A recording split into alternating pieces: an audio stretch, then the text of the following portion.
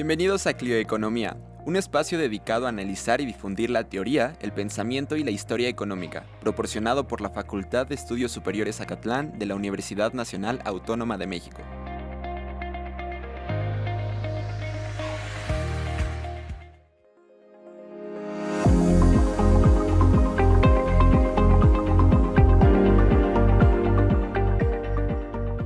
Hola, buenas tardes. Yo soy Alexis Espino y el día de hoy nos encontramos en el Instituto de Investigaciones Económicas en la UNAM. Vamos a entrevistar al doctor César Armando Salazar López, quien es coordinador del libro Reflexiones sobre el mercado laboral mexicano, recientemente publicado por el Instituto de Investigaciones Económicas, en donde él participa con un capítulo del libro y se titula Economía Ágil, una nueva etapa de precarización laboral. Doctor César, buenas tardes. ¿Cómo se encuentra? Hola, muy buenas tardes. Bien, gracias. ¿Me puede hablar un poquito acerca de qué representa este libro para usted? Bueno, este libro es resultado de un proyecto, PAPIT, de la UNAM, en donde participan, y de hecho participan académicos y estudiantes de la FES Acatlán, lo cual me parece que es muy correcto, es muy adecuado. Me enorgullece mucho haber podido incorporar alumnos a este libro que se está publicando. Y me parece también que es importante porque reflexiona, como el nombre lo indica, intenta reflexionar sobre temas muy actuales del mercado laboral, ¿no? Okay.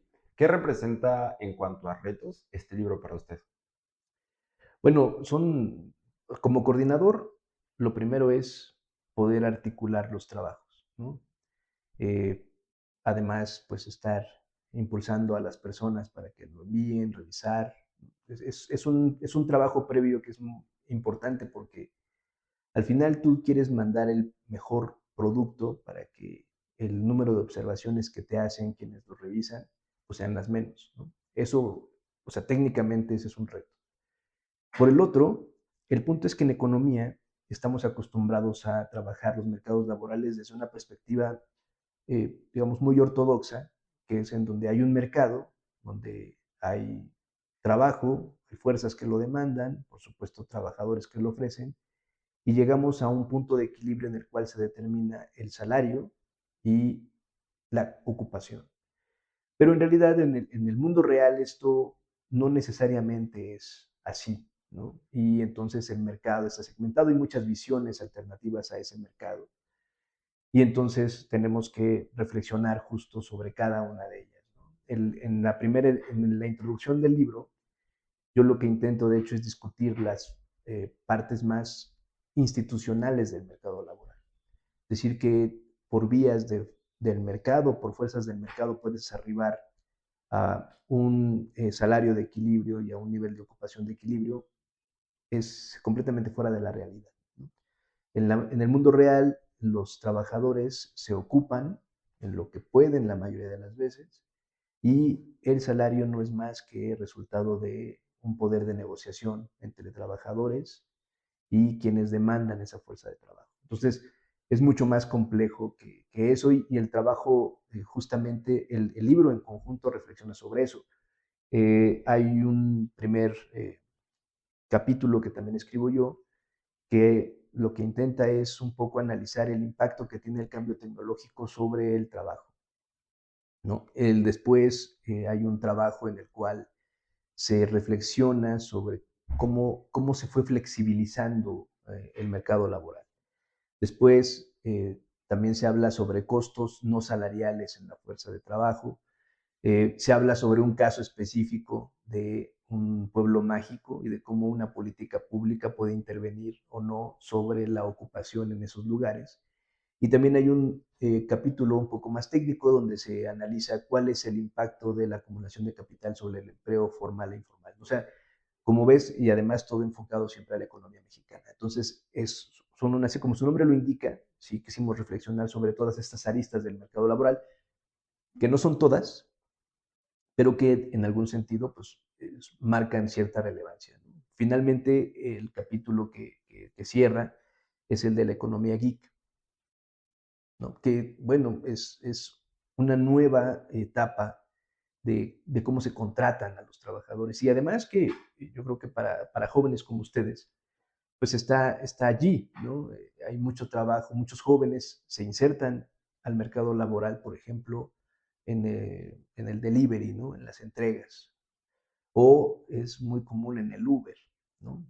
Alguna estadística marca digamos, el porcentaje de personas que estudian una carrera, pero no ejercen de esa carrera. Y entonces cuando no ejercen, justamente se van a estas posibles alternativas, que es conducir un Uber, por ejemplo, ¿no? Entonces, eso es, digamos, más o menos de lo que va el libro. Al principio nos decía que justo en este libro reflexiona un poco sobre la influencia del avance tecnológico en la productividad. ¿Nos puede decir de qué modo impacta este avance tecnológico en la productividad del mercado laboral? Mira, hay distintas visiones por las cuales se aborda el punto, ¿no? Hay diversos autores que dicen, bueno, hoy el número de ocupaciones que tenemos, el 80% de esas ocupaciones no existían después de la Segunda Guerra Mundial.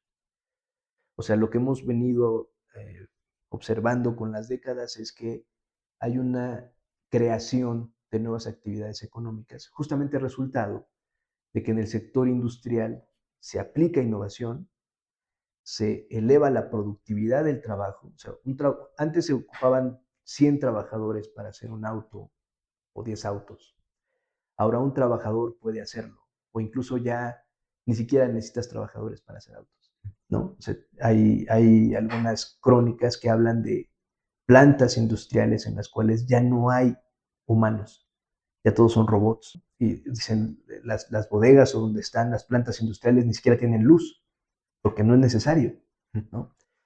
Entonces, pero la visión es, tú tienes una innovación tecnológica, desplazas fuerza de trabajo, y lo que se dice es, se crean nuevas ocupaciones para esa fuerza de trabajo. Pero por otro lado, desde una perspectiva más crítica, marxista, se dice, no, el problema es que no alcanzas a cubrir, no alcanzas a generar las actividades suficientes para insertar a todos en el mercado laboral. Y entonces hay un ejército industrial de reserva que presiona los costos salariales a la baja, porque hay muchas personas que quieren trabajar pero no encuentran trabajo, no se pueden insertar en lo que trabajaban. Y entonces eso tiene una serie de consecuencias sobre la precarización laboral, ¿no? De hecho, los propios autores que marcan que el 80% de las actividades económicas digamos, no existían después de la Segunda Guerra Mundial, reconocen que con el avance tecnológico en computadoras, software, ¿no? Esta revolución del microprocesador, ya se han desplazado a muchos trabajadores y no se han generado ya al nivel que se generaban después de la Segunda Guerra Mundial nuevas ocupaciones, ¿no? O sea, se ralentiza y eso, por supuesto, tiene como consecuencia pues sí, va sobre la precarización laboral, incrementa la desigualdad, una serie de consecuencias sociales que estamos viendo actualmente. Y esto tiene relación con lo que usted nos comentaba, que, bueno, en un inicio, en donde empiezan a haber estos trabajadores que empiezan a formar parte de este comercio libre, Uber, Didi, y eso es, bueno, también usted mencionó lo que es la economía gig. Eso es la economía gig, el desplazamiento el desplazamiento de los trabajadores por la automatización de las empresas, de la productividad. Yo creo que es una consecuencia de eso, Okay. ¿no? O sea, si tú antes empleabas a todos en una fábrica, pero ahora esa fábrica es más productiva y necesita menos trabajadores para producir lo mismo o más, entonces esos trabajadores tienen que ir a otro lado a buscar empleo. Todos necesitamos trabajar, ¿no? El problema es que no pueden insertarse a otras actividades. Esto lo puedes ver muy sencillo. El número de trabajadores que están ocupados en el sector industrial puede ser en Estados Unidos alrededor del 10%, en México alrededor del 15%, 20%, ¿no? El resto están en el sector primario, hacen trabajo en el agrícola, que es un porcentaje también muy pequeño, y el otro está en servicios. O sea, lo que tenemos es una economía que genera valor agregado y que tiene un nivel de ocupación muy importante en el sector servicios. Ahora bien, la innovación tecnológica lo que hace es ahora cambiar la forma en la que se organiza el trabajo, ¿no? Eso, digamos, esa es la parte medular al menos de ese capítulo, porque por un lado vimos cómo el avance tecnológico desplaza trabajo, pero se supone que crea otras ocupaciones. Y dentro de estas ocupaciones justamente entran estos procesos de economía geek. ¿Qué es la economía geek? Viene el concepto geek es respecto a una relación laboral de muy corto plazo. Está asociado mucho a contratos, por ejemplo, de músicos, ¿no? Ustedes saben que van con el mariachi, se lo encuentran allí en Eje Central y les dice, ¿quieres una hora o quieres una serenata? ¿Cuánto es la serenata? 7 canciones. Y ahí se acaba el contrato. Cantan el número de canciones de la serenata o se termina la hora por la que lo contrataron y ahí se acabó todo. Entonces, el concepto de economía geek viene de ese tipo de contratos de muy corto plazo que tienen 2 personas. ¿Cuál fue la innovación? La innovación es que para que tú contrates a esa persona, ya no necesitas siquiera tú mismo verla, ya no necesitas ir a esa avenida para contratar al mariachi. Lo haces mediante una aplicación. Entonces, la aplicación lo que hace es vincular a quien ofrece el servicio y a quien lo demanda. ¿Ok? Entonces, rompes por completo la forma en la que tradicionalmente se organiza el trabajo.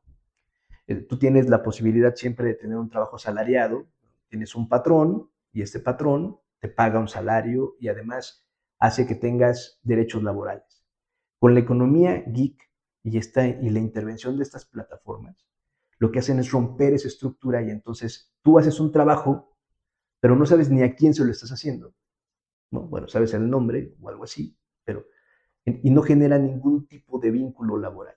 Es altamente flexible, que es algo que, digamos, a los jóvenes les gusta, ¿no? Esta flexibilidad.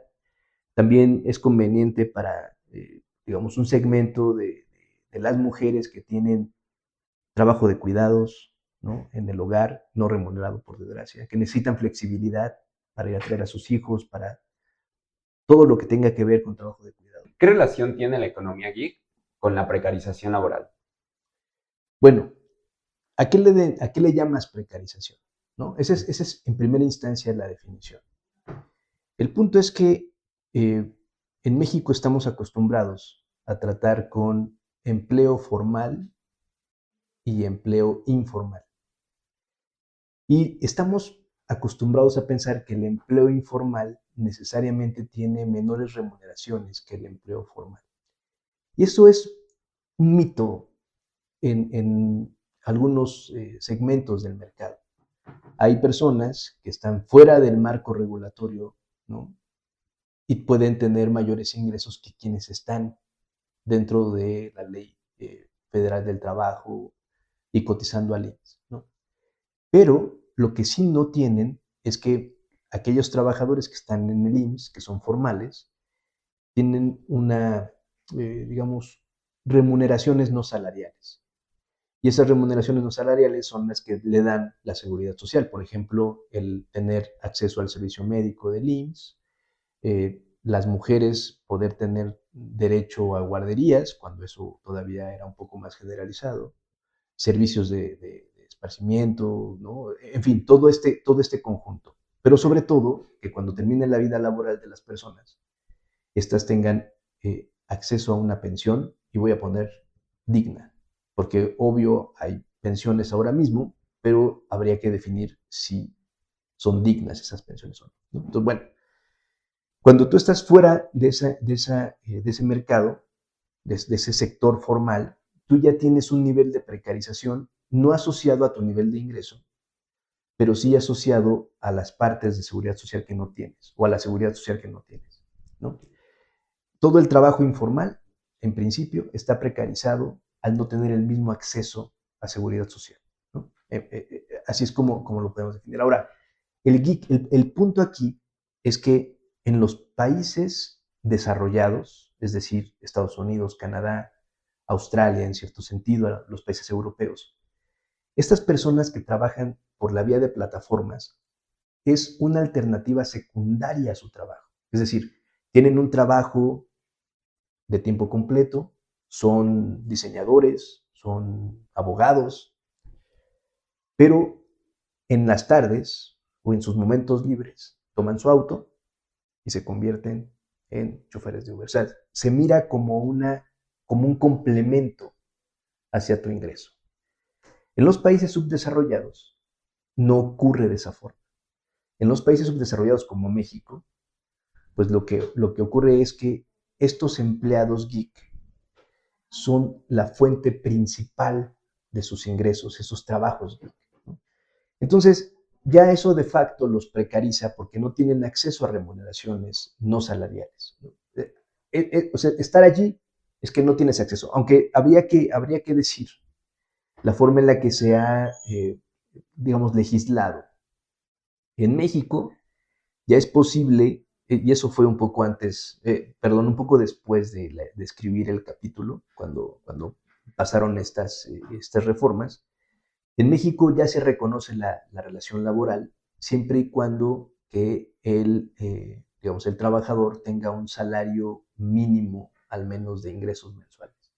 Entonces, nada más para que vean cómo está el punto, cuando salió esto, se registraron 1 millón de personas dentro de esta categoría de trabajadores de entregas o de autos, ¿no? Bueno, de transporte de personas. 1 millón. Pero cuando hicieron el siguiente corte, disminuyó drásticamente. ¿Por qué? Porque no alcanzaban el ingreso mínimo que se esperaba, ¿no? Entonces, eso te habla mucho de también la precarización, está asociada a si en algún momento tu auto se descompuso, ya no puedes trabajar.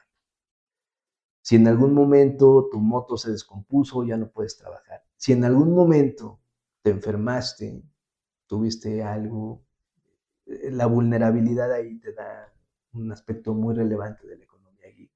Entonces ya no puedes trabajar y entonces ya no puedes continuar con este acceso a la seguridad social, ¿no?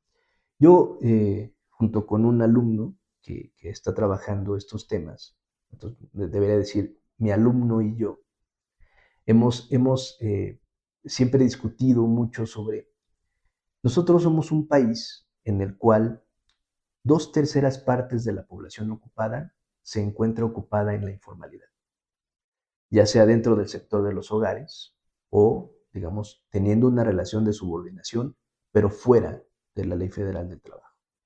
Entonces, este tipo de ocupaciones geek no hace más que darles una nueva alternativa a estas 2/3 de la población ocupada para emplearse en algo y obtener ingresos. Y estas regulaciones que vienen desde el Estado, que es poderles dar seguridad social o incluso que se tengan que dar de alta ante Hacienda para que puedan reportar sus ingresos y pagar impuestos, no es más que la forma en la que la autoridad lo que busca es a toda costa, en donde sea sencillo, poder ver a quienes les va a cobrar impuestos.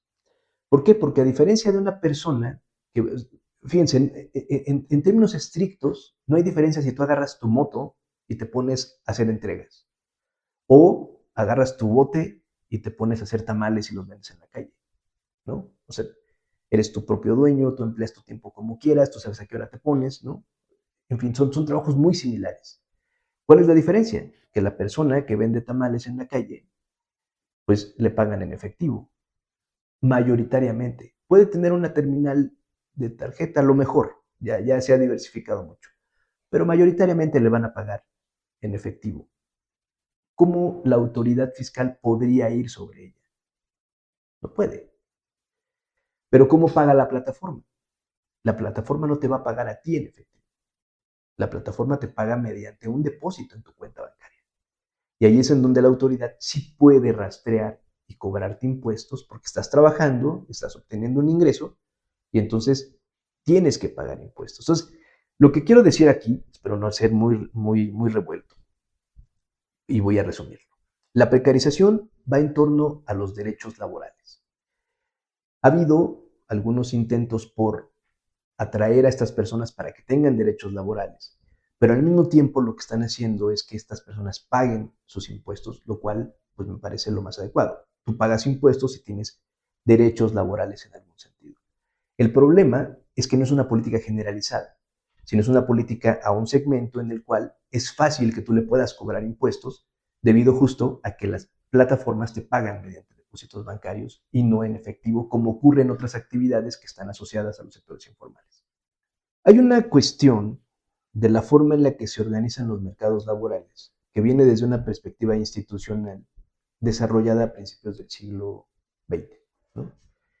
Y es Ronald Coase quien plantea que hay digamos, una controversia, hay una contradicción entre cómo actúan los mercados. Porque, por un lado, en el mercado de productos, tú sales y oferentes y demandantes negocian y llegan a una cantidad de equilibrio y a un precio de equilibrio, que era un poco como se concibe en los mercados incluso laborales, ¿no? O sea, hay una cantidad de equilibrio y un precio de equilibrio.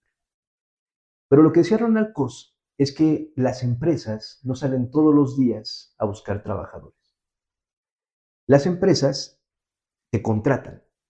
¿Por qué? Porque ellos no pueden estar bajo la incertidumbre de no tener al día siguiente quién va a trabajar. Con todo, y que al día siguiente podrían a lo mejor contratar a personas a un menor salario, pero no se arriesga, porque así como podría ser un menor salario, puede ser un mayor, o podría simplemente no encontrar trabajadores para su negocio, para lo que él necesita. Entonces, ¿qué hacen? Las empresas, ¿no? Las firmas, hacen un contrato para los trabajadores de 1 año. Y dice Coase, además lo dice de forma muy chistosa, no hay problema que se equivoquen, de todos modos siempre pueden despedir a alguien. La empresa tiene ese poder dominante sobre el trabajador y si al final no le resulta, pues lo despide. Entonces, lo que dice Coase es justo, hay un marco institucional bajo el cual los trabajadores se contratan en las firmas, no mediante convenios de mercado, sino por el poder de negociación que cada factor productivo tiene. Ahora, ¿qué tiene que ver esto con la precarización de la economía aquí? Justo eso, ya no hay contratos. O sea, la innovación tecnológica ha ido hacia un punto en el cual las empresas ya no necesitan contratar personal. Ya se contrata simplemente por la actividad que van a realizar. O sea, yo requiero que alguien me traiga del súper una lista de víveres. No puedo ir yo por cualquier circunstancia, me meto a la app le pide a alguien que me lo lleve, me lo llevan y entonces yo ya me hice de un servicio, la persona que me hizo el servicio se hizo de un trabajo, pero en ese momento se acaba la relación laboral. Ya no hay más. Entonces la precarización va hacia el trabajador porque ahí se acabó su actividad, tuvo su ingreso y ya no tiene acceso a seguridad social, ¿no? No sabe si mañana va a tener trabajo.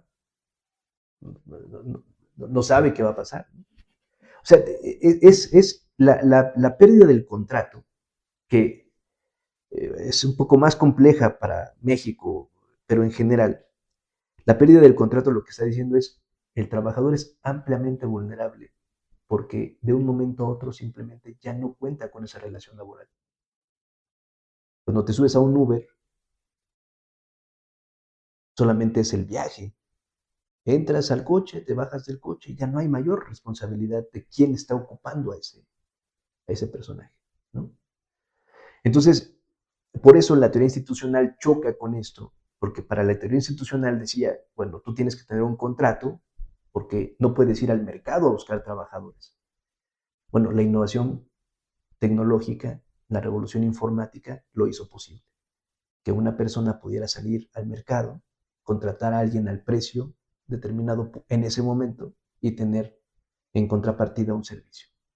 La otra persona ya hizo su servicio, tuvo su ingreso, pero ya no tiene más. Ya hay esta vulnerabilidad en cuestiones de ocupación. Ok, entonces estamos hablando de que los contratos ya no juegan un papel relevante dentro de la Para economía. este segmento ya no, pero, y eso es lo que les mencionaba, que es lo complejo. Si yo les digo que 2/3 partes de la economía están en el sector informal, eso quiere decir que 2/3 partes no tienen contratos.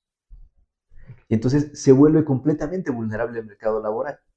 ¿Qué hace la economía geek? Caracterizar un espectro de ocupaciones que van, digamos, las que estamos acostumbrados y las que están en las reformas de ley es el delivery, ¿no? Y el transporte público por aplicación.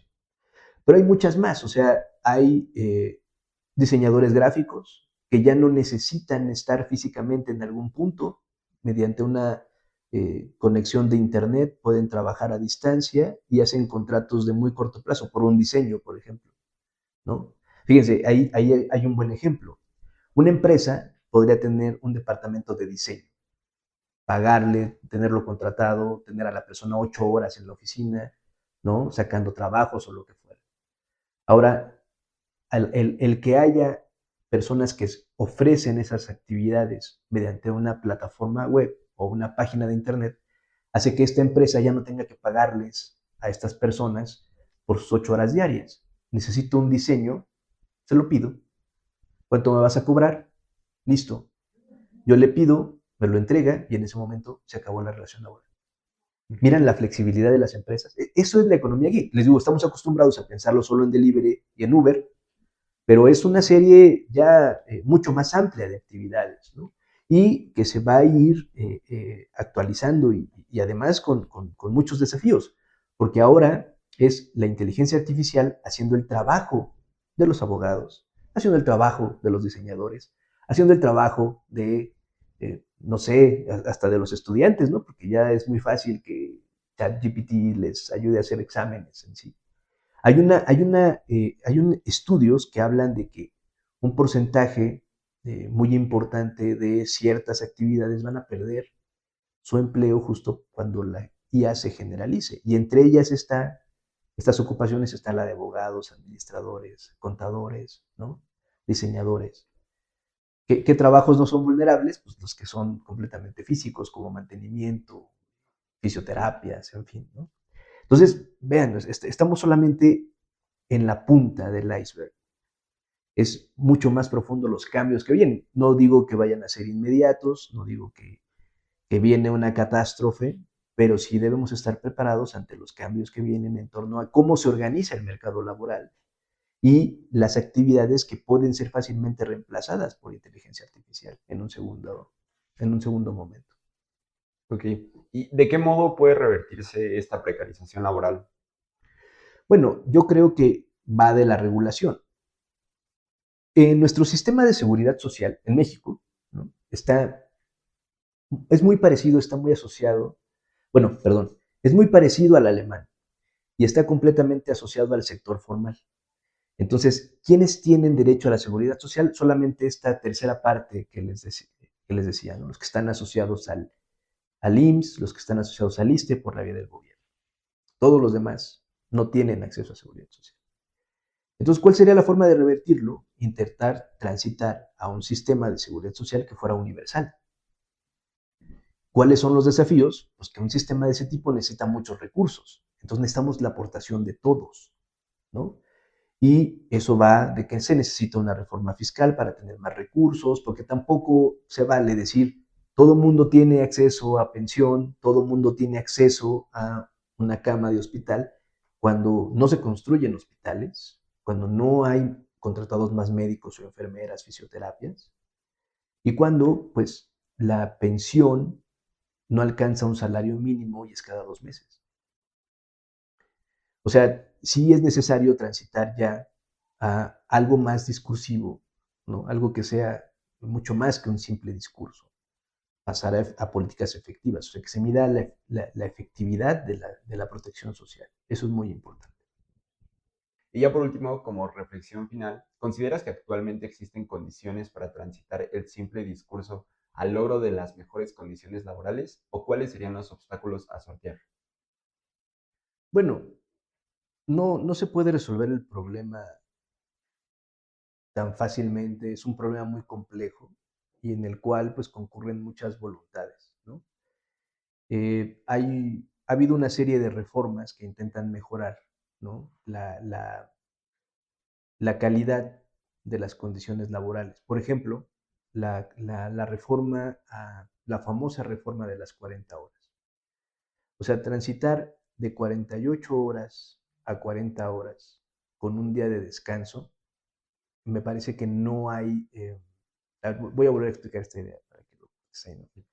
La, la reforma dice, vamos a transitar de 48 horas semanales con un día de descanso a 40 horas semanales también con un día de descanso. Entonces, sin duda que esas son buenas noticias, o sea, que haya la preocupación por mejorar las condiciones laborales es una buena noticia, junto también con la noticia de que haya un incremento muy significativo del salario mínimo. Son dos de las políticas públicas enfocadas hacia el mercado laboral que durante este último bloque de gobiernos pues, se han dado. Pero ¿qué ocurre? Que tienen límites, ¿no? La primera, en torno a las horas, es gradual, pero ¿cómo vas a dejar de trabajar? O sea, o sea, un día vas a trabajar 7 horas, un día vas a trabajar 5. Lo ideal hubiera sido que la reforma contemplara 2 días de descanso, trabajar 8 horas con 2 días de descanso, pero no fue así. ¿Por qué? Porque concurren los intereses de los empresarios, de las empresas. Yo reflexiono un poco, ¿quién trabaja 48 horas semanales con solo un día de descanso? Y lo primero que viene a mi mente son todas las personas ocupadas en tiendas de servicios, de autoservicios, departamentales, ¿no? Que seguramente y que incluso ni siquiera descansan el fin de semana, ¿no? Descansan entre semana. Hay muchos trabajos como eso. Entonces, está bien, ¿cómo lo vas a aplicar? Un día va a trabajar 5 horas, pero tiene que seguir yendo 6 días a la semana.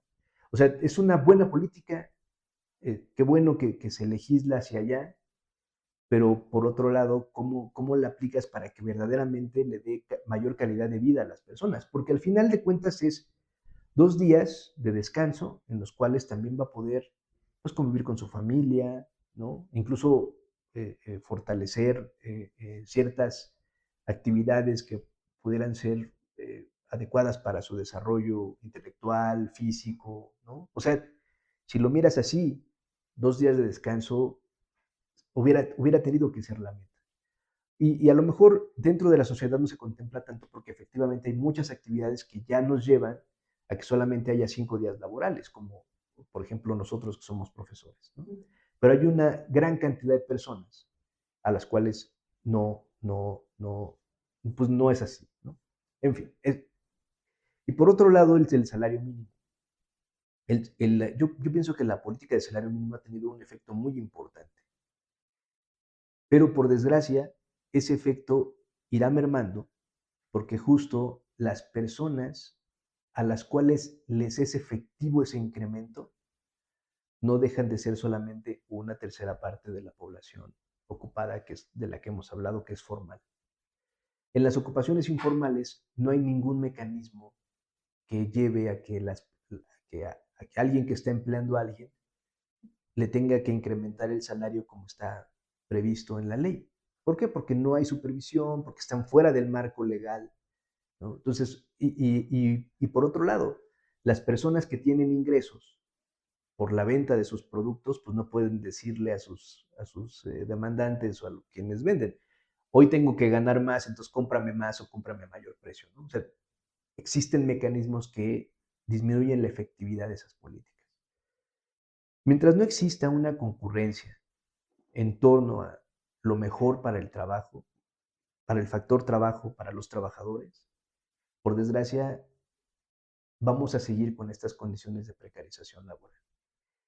Y lo peor de todo es que no alcanzan a ver, desde una perspectiva muy ortodoxa, el salario se mira como un costo, ¿no? O sea, las empresas miran, yo te pago tanto, eso es un costo para mí. Pero a nivel global, el salario, como lo leí en algún lado, es combustible de demanda. Si las personas tienen más ingreso, demandan más servicios, más productos, y eso puede generar un círculo virtuoso de crecimiento económico. También se ha demostrado que las personas que tienen mayores salarios reales son más productivas. ¿Por qué? Porque están mejor, ¿no? Entonces, esa es la gran dualidad, es entender cómo las empresas ven al trabajo, a los trabajadores, a nosotros los trabajadores, ¿no? Como un costo y cómo deberían verlo, como un activo, como una inversión, ¿no? Entonces, mi perspectiva es que no va a mejorar mucho en el mediano plazo. Mi perspectiva es que necesitamos forzosamente recuperar el poder de negociación de los trabajadores y hacer que transitemos hacia una seguridad social universal para tener mejores perspectivas todos. Pero acompañando eso, necesitamos también incrementar las bases de tributación. Y no creo que sea solo un problema de política de una reforma fiscal en la cual se incrementen las tasas máximas de impuesto. Es una reforma en la cual todos deberíamos contribuir, ¿no? No sé si con eso te explico. Sí, con eso está perfecto. Vale. Y bueno, hemos llegado al final de este capítulo. Le agradecemos muchísimo, doctor César. Muchísimas gracias. Al contrario, por gracias a la ustedes. entrevista. Y esperemos que tengan una buena tarde desde donde sea que nos estén escuchando. Si quieren profundizar más en el tema, lean el libro Reflexiones sobre el mercado laboral mexicano. Y bueno, eso ha sido todo por ahora y síganos escuchando a través de nuestros canales de Clio Economía. Muy buenas tardes y hasta luego.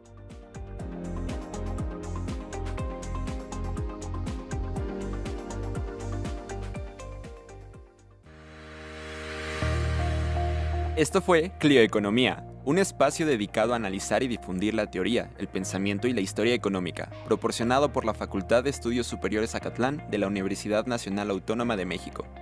Todos los derechos reservados.